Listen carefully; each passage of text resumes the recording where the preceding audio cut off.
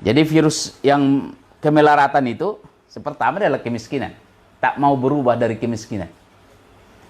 Yang kedua, apa virus kemelaratan dalam buku ini? Kebodohan.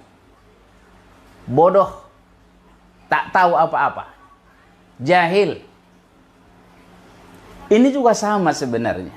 Sama dengan kemiskinan. Kita dilahirkan miskin dan kita juga dilahirkan bodoh. Dalam surah An-Nahl ayat 78 itu paling sering diingatkan, dibacakan kepada kita. Wallahu akhrajakum min butuni ummahatikum la ta'lamuna syai'a. Allah keluarkan kalian dari perut ibumu tidak tahu apa-apa. Itu kan berarti kita bodoh itu. Tak tahu apa-apa. Tak mengerti apa-apa. Bicara pun tak kita bisa. Apalagi tahu apa-apa.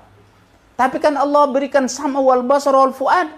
Allah berikan telinga untuk mendengar, mata untuk melihat, hati untuk merenung.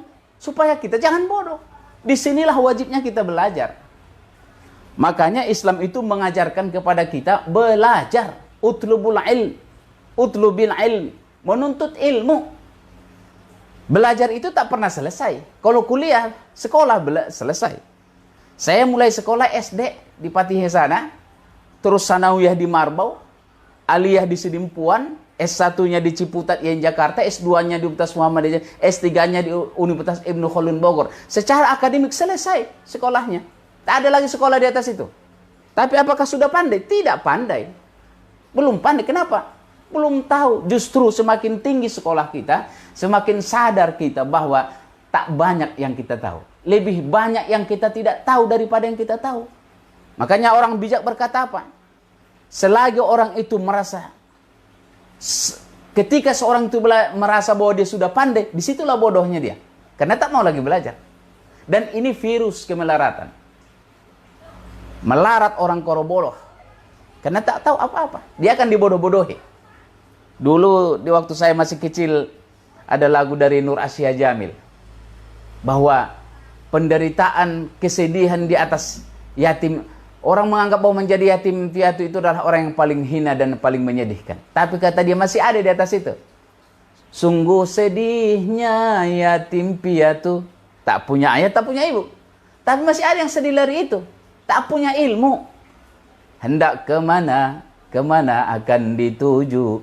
Orang yang tak berilmu tak tahu dia mau kemana tujuan hidupnya. Itulah. Makanya kalau orang bodoh dia tak mau belajar.